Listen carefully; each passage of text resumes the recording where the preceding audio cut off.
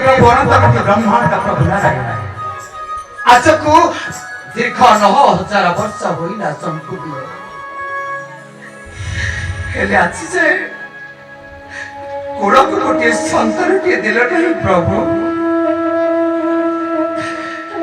किया व्रत करिथिले प्रभु काहे मो ठारे ते करुणा प्रभु जदि किछि दोष करि अछि तारे क्षमा कर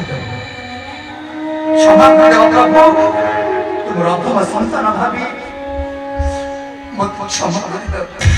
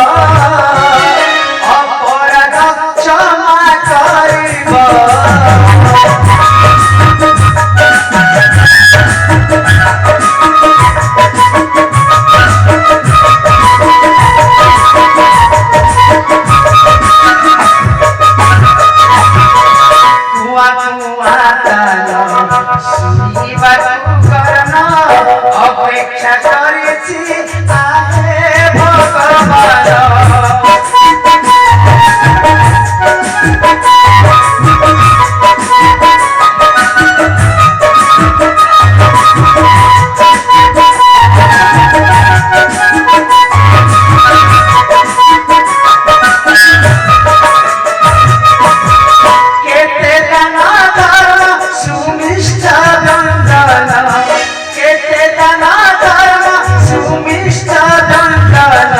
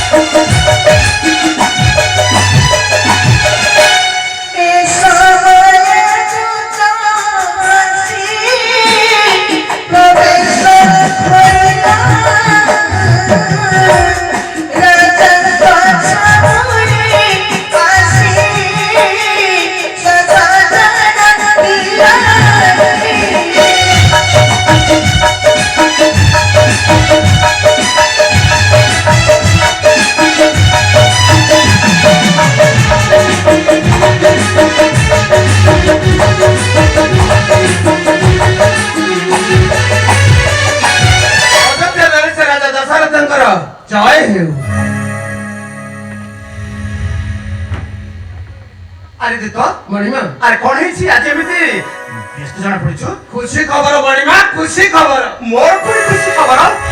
ଆରେ କି ଖୁସି ଖବର ଶୀଘ୍ର ପ୍ରକାଶ କର ଦିତ। ମଣିମା ଆମ ତିନି ରାଣୀଙ୍କ ଗର୍ଭରୁ ଆଚ୍ଛା। 4 ଗୋଟି ପୁତ୍ର ସନ୍ତାନ ଜନ୍ମ ଲାଭ କରିଛନ୍ତି।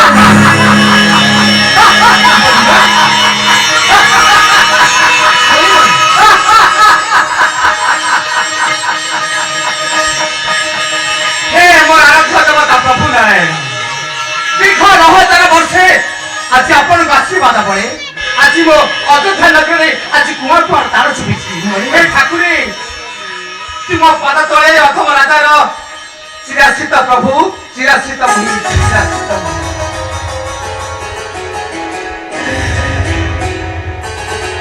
ଆରେ ସତରେ ଦୂତ ମଣିମା। ତୋଠାରୁ ଆଜି ଖୁସି ଖବର ଶୁଣି ସାରିବା ପରେ ଆଜି ମତେ ଆନନ୍ଦରେ ନାଚି ଯିବା ପାଇଁ ଇଚ୍ଛା ହଉଛି।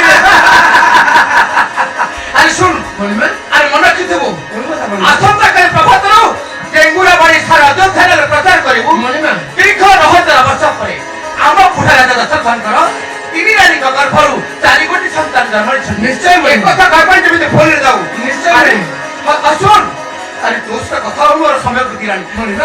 ଚାଲିଲୁ ଏତେ ଦିନ ପରେ ମୋର ପୁଅ ହେଇଛି। ମଣିମା ଓ ମନ ଦେଖିଲା ଦନ୍ତାଜିଆ ଛାତି କାମର ଆଜି ଫାଟି ପଡିବ। ଆରେ ଶୀଘ୍ର ଆସନ୍ତୁ ମଣିମା। ଆରେ ଶୀଘ୍ର ଆସନ୍ତୁ।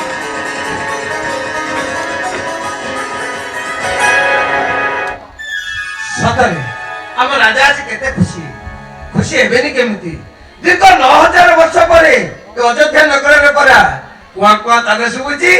ଆରେ ହଉ ରାଜା ପରା କହି କରି ଗଲେ ସାରା ଅଯୋଧ୍ୟା ନଗରରେ ମତେ ଡେଙ୍ଗୁରା ଦେବାକୁ ହେବ। ଆଗ ଡେଙ୍ଗୁରା ଦେଇ ସାରେ ତାପରେ ଯାଇ ଯାହା। ଶୁଣ ଶୁଣ ଶୁଣ ସାରା ଅଯୋଧ୍ୟା ନଗରର ପ୍ରଜାମାନେ ମନ ଦେଇ ଶୁଣ। ଆସନ୍ତା କାଲି ପ୍ରଭାତରୁ ଦ୍ୱାରେ ଦ୍ୱାରେ ଆମନ୍ତ୍ରଣ ଏବଂ ପୂର୍ଣ୍ଣ କୁମ୍ଭ ରଖି এই আনন্দ উল্লাসের ভাগ নেওয়া ପାଇଁ ଆମ ରାଜାଙ୍କର ଦେଶ ହେଇଛି।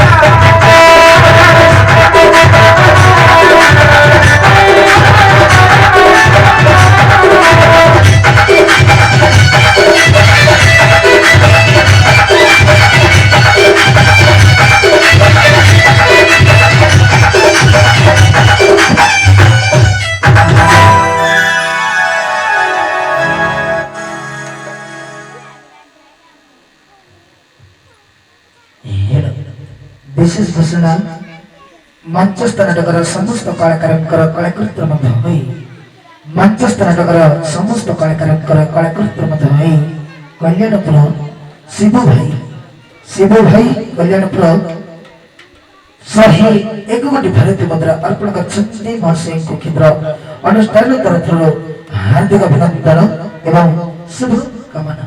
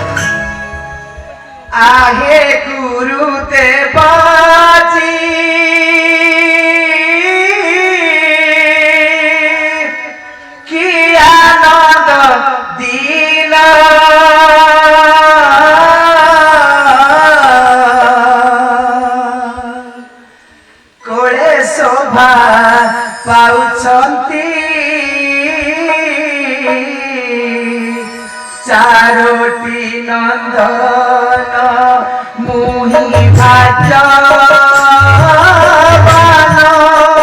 मुहि भाज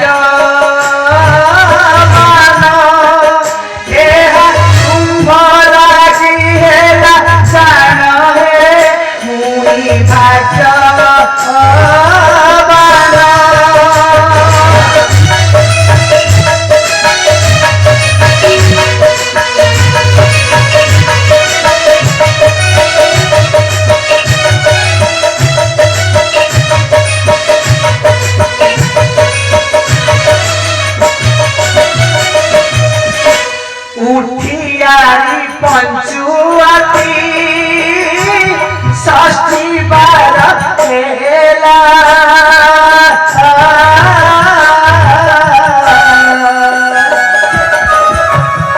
आनंद मनरे बार जाता शेष खेला 21 दिन 21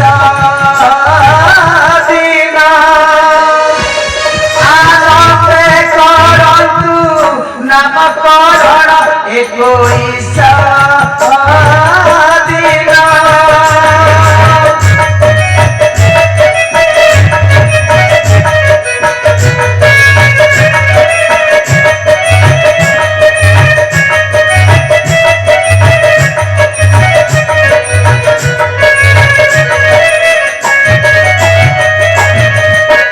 प्रजा माने माती चंती महारे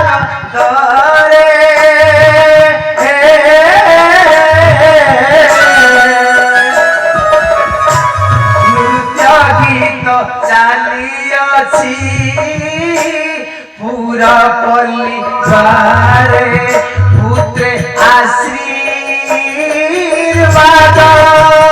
पुत्रे आशीर्वाद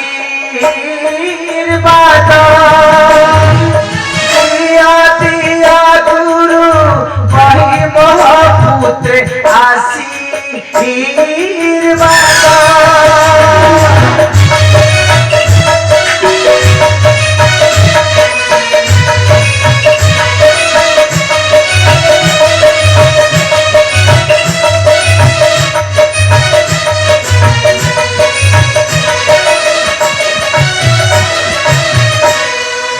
ପଚସ୍ପଦ କରିଦେବ ଆଜି ଆପଣଙ୍କ ଆଶୀର୍ବାଦ ବଳେ ଦୀର୍ଘ 9000 ବର୍ଷ ପରେ ଆଜି ମୋ ତିନି ରାଣୀଙ୍କ କୋଳରେ 4 କୋଟି ପୁତ୍ର ଶୋଭା ପାଉଛନ୍ତି। ଏହା ହେଉଛି ମୋର ଗୌରବ, ଆଜି ଆପଣଙ୍କର ବି ଗୌରବ। ଆଜି ହେଉଛି ମୋ ପୁତ୍ର ମାନଙ୍କର 21 ଦିନ। ଏ 21 ଦିନରେ ମୋ ପୁତ୍ର ମାନଙ୍କର ନାମକରଣ କରନ୍ତୁ ଗୁରୁଦେବ। ରାଜା ଦଶରଥ ଗୁରୁଦେବ ତୁମ ପୁତ୍ର ମାନଙ୍କୁ ମୋର କୋଳକୁ ଦିଅ, ତାଙ୍କର ନାମକରଣ କରିବି। ନିଶ୍ଚୟ ଗୁରୁଦେବ।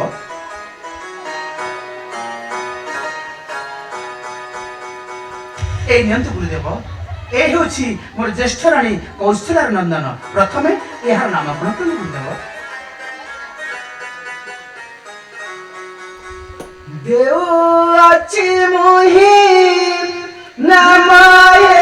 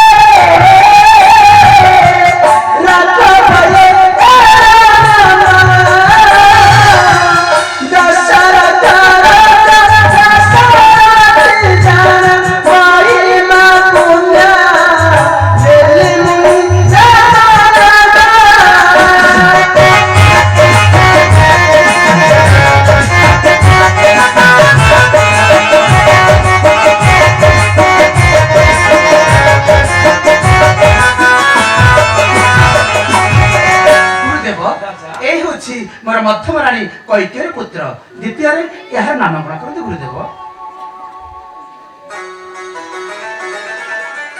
কৈকেয়ীর পুত্র মধ্যে পাইলে মমতা এসই বালা কবি করে আলুঙ্গা করে আলুঙ্গা